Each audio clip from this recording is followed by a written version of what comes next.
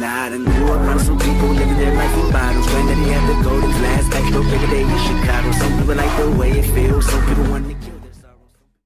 급팽창 우주론에 대해서 이야기할까 합니다. 급팽창 우주론. 자, 일단 급팽창 우주론에서 예상한 우주 상수의 값은 예상값이죠. 예상값은 10의 121 네, 이거라고 하고 이론치가 있어요. 예상이고 이론치는 10의 100 이론. 그래서 그 차이가 10에 21 람다가 차이가 나고, 그래서 일단은 제가 알아본 바로는 이 급팽창 우주론이 우주론 학자들 안에서 보면은 보편적으로 합의가 된 사항이 아니라고 합니다. 근데 우리가 일반적으로 알기로는 급팽창 우주론이 그냥 정설로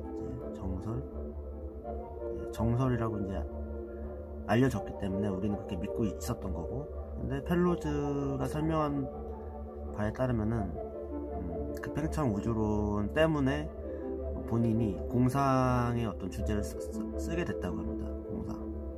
급팽창 우주론에 대해서 회의적인 시각을 갖고 있고, 물론 여러가지 추측들이 관찰 실험들이 맞는 것도 있지만은 어쨌든 의심이 된다, 이렇게 이제 주장을 하고 있는데요. 오늘은 그거에 대해서 한번 이야기를 할까 합니다. 그래서 급팽창 우주론이 맞다면은 이 사람들이 언젠가는 발견할 것이라고 하는 게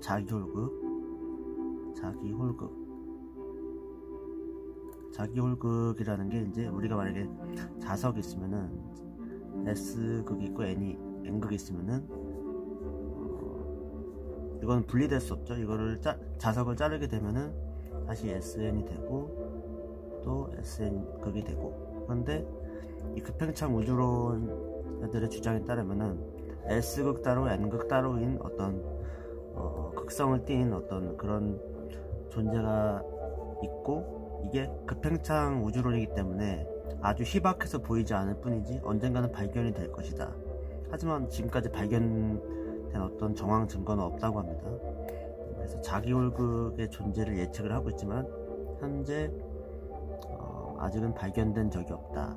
네. 그리고 급팽창 우주론을 왜 지지를 하느냐, 이제 여기서부터 중요한 이야기가 나오는데, 펜로즈가 이야기하기를 제일 문제가 빅뱅 어떤 초창기 어떤 대폭발 그 상황에서 보면은 중력적 자유도가 억제되어 있다 라고 말씀드렸죠. 그때 CMB 추측에서 보면은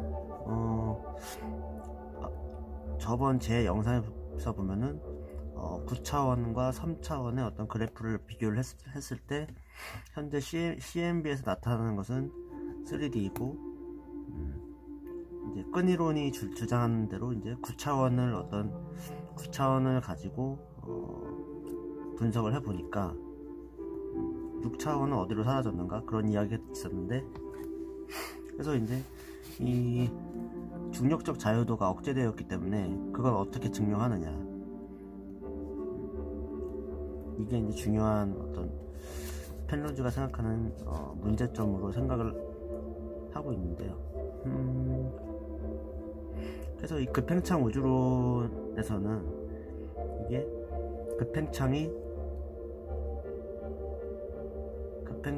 최대 우주의 최대 S, 그러니까 최대 엔트로피로 몰고 왔다. 그러니까 초기에 최대 엔트로피로 몰고 왔기 때문에 더 이상 최대 엔트로피라는 게 뭐죠? 더 이상 이제 나갈 공간이 없다는, 공간이라기보다는 이제 거기서 딱 멈출 수밖에 없죠. 최대 엔트로피이기 때문에. 물론 이게 정확한 정의는 아니지만은 엔트로피가 무질서도라고 봤을 때 최대 엔트로피이기 때문에 더 이상 어떻게 더 이상 진행이 되지 않기 때문에, 그래서 중력적 자유도가 딱 억제될 수밖에 없었다, 초기에. 그런데 이거는 제2 우주법칙하고 약간 상반된 결론이죠. 제2법칙. 제2법칙이라는 게 뭐죠? 이제 엔트로피가 낮은 거에서 이제 높은 곳으로 어떤 진행하는 어떤 과정이라고 한다면은, 크팽창이 주장한 거에 따르면은 이미 최대 엔트로피였다. 우주 초기에 최대 엔트로피였기 때문에, 그럼 이 최대 엔트로피에서 어떻게 지금 우리가 알고 있는 최소 엔트로피로 될 수밖에 없느냐, 어떻게, 이런 과정은 설명하기 힘들다 이거예요. 이게 가장 중요한 내용이었습니다.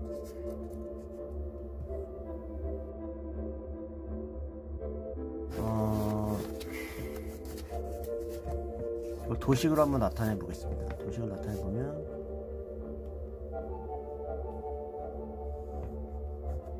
정확하진 않은데요, 이게 빅뱅 순간이라고 하고, 이게 대분리라고 하면은 어쨌든 이제 P, Q, R이라고 하고, 이게 각 빅뱅에서 각 점이라고 한다면은 이게 이제 미래 시간선으로 가는 거고, 결국은 우리예요.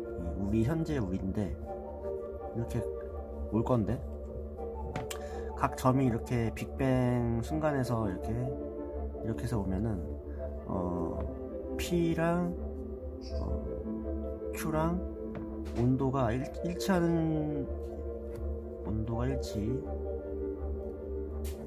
일치할 어떤 시간이 부족하다.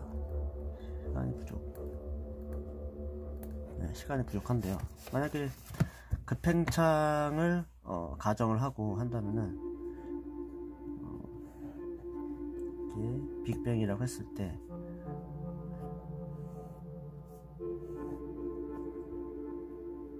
이게 이제 대분리식이라고 한다면은 이게 P가 있고 Q가 있고 뭐 여기 있을 텐데,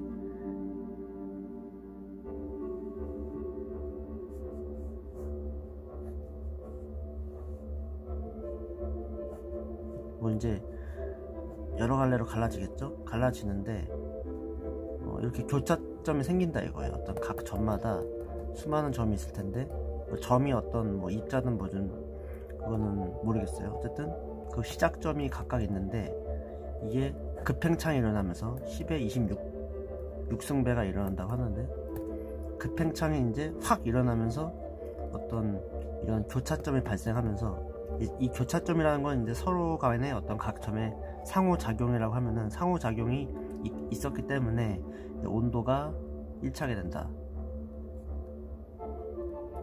동일해지는 시간이 생기게 됐다. 이것은 어디서 이제 발견이 되느냐? 이제 CMB에서 발견이 되었다고 하고, 오차는 매우 적죠. 제가 이 수치는 모르겠어요. 수치가 적어놨는데,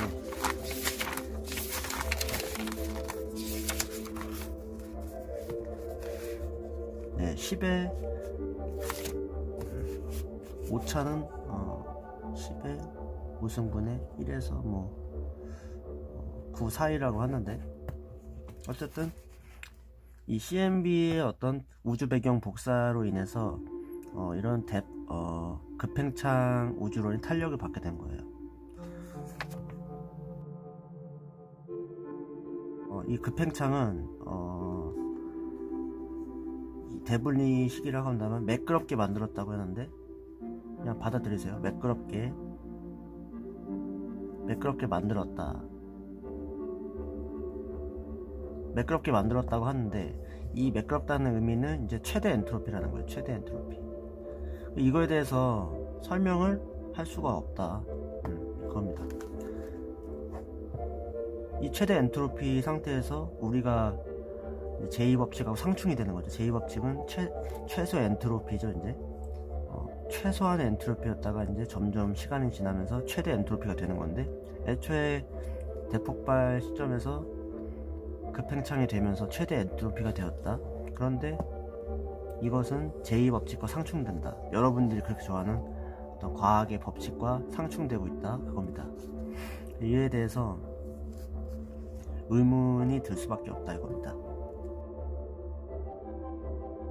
우주론과 연관이 있었는지 모르겠어요. 저는 봤는데, 펜로즈는 그래서 인류 원리에 대해서 이야기를 합니다. 인류 원리.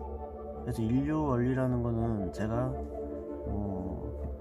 여기서 확실히 말씀드릴 수는 없지만, 어쨌든 이 우주가 인간이 태어날 수밖에 없게끔 만들어져 있었다, 이런 건데, 정확치는 않아요. 근데 어쨌든 펜로즈는 인류 원리에 대해서 언급을 하고 있고, 이 인류 원리와 급팽창 우주론자들의 어떤 주장들의 어떤 걸 살펴보면은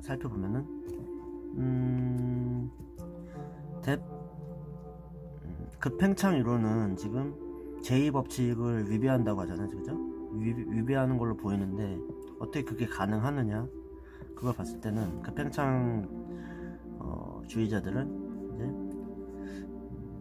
이거를 좀 예를 주기 좀 그런데, 만약에 이게 총 우주라고 한다면은 양자 요동처럼 이렇게 수많은 어떤 불규칙적인 요동이 있는데, 이 와중에 거의 뭐 무한대라고 하면은 이 무한대의 요동이 어떤 무한대의 공간 속에서 불규칙적인, 약간 평평한 어떤 매끄러운 공간이 있었다, 이겁니다. 그 공간이 이제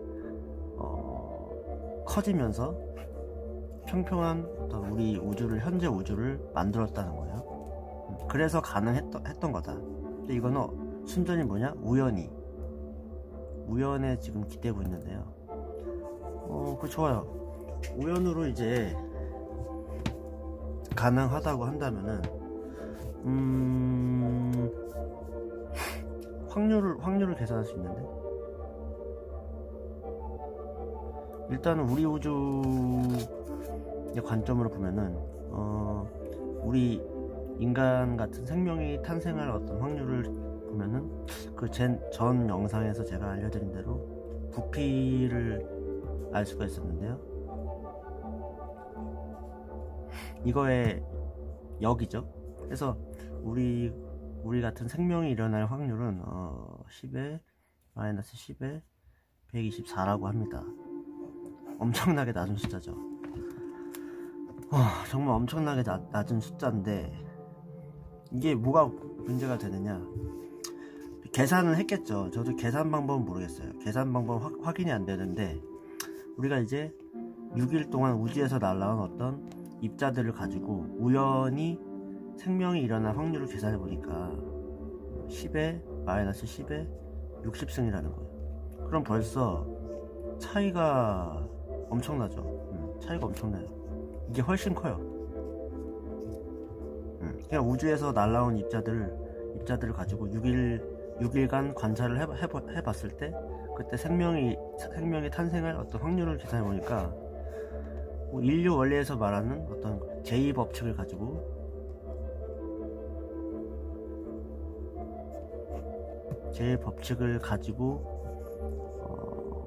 계산한 결과보다 훨씬 높더라. 우연보다 이게 더 낮아요. 이상하죠? 우연보다 낮은 어떤 확률을 가지고 있다. 그렇다는 건 뭐냐?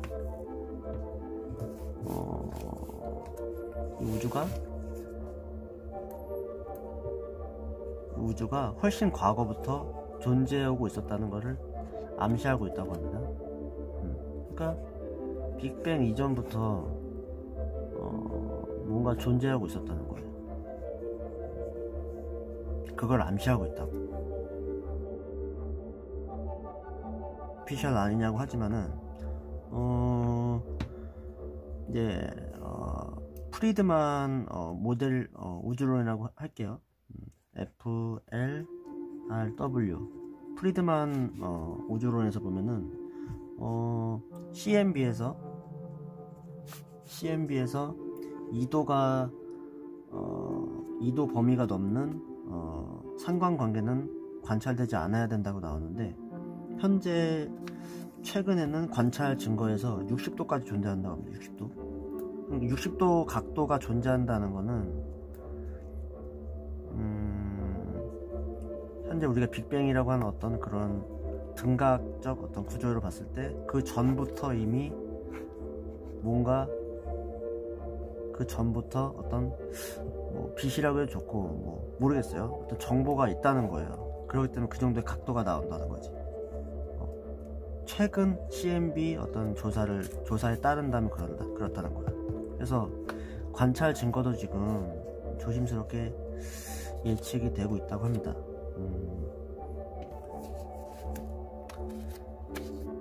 놀라워야 될 건데. 네, 그래서 급팽창 우주론이 지금 문제가 있다고 생각이 들고요. 헬로즈는 그렇게 주장하고 있습니다.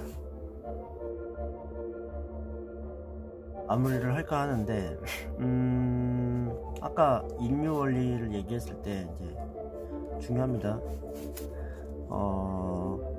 우연이 이제 우연보다 제2법칙을 따졌을 때 어떤 확률을 계산해 봤을 때가 더 낫다고 했잖아요. 그죠? 근데 그렇다는 건 뭐냐면 어떤 개입이 있을 가능성이 있다는 거예요. 개입. 무슨 말이냐? 오히려 확률이 엄청 낮고 이게 거의 무한대로 갔을 때 생명체가 존재할 가능성이 높아지는 거지, 오히려 이렇게 확률이 높다, 무언가 만들어질 확률이 높다는 거는 오히려 만들어지기 쉽지 않다는 거거든. 선뜻 이해가 가지 않죠? 그러니까 확률이 낮으면 낮을수록 생명이 만들어질 가능성이 높아지는 거고, 확률이 이렇게 더 높아질수록 생명이 만들어질 가능성이 낮다. 예, 되게 모순인데 잘 생각해 보면은 맞는 말이거든요. 그러니까 확률이 거의 예전 영상에도 보면은 거의 다중우주처럼 우주가 무한일수록 그런 우리 같은 지적 생명체가 만들어질 가능성이 높은 거지, 이렇게 생명체가 만들어질 가능성이 높으면은 오히려 만들어질 가능성이 낮다, 이겁니다. 이거를 이해를 할 수 있을까? 선뜻 잘 생각해보면은 생각할 수 있는 문제인데요. 인류 원리라는 게 그런 거니까 오히려 잘 생각해 보시길 바랍니다. 네, 그럼 오늘 영상은 마치겠습니다.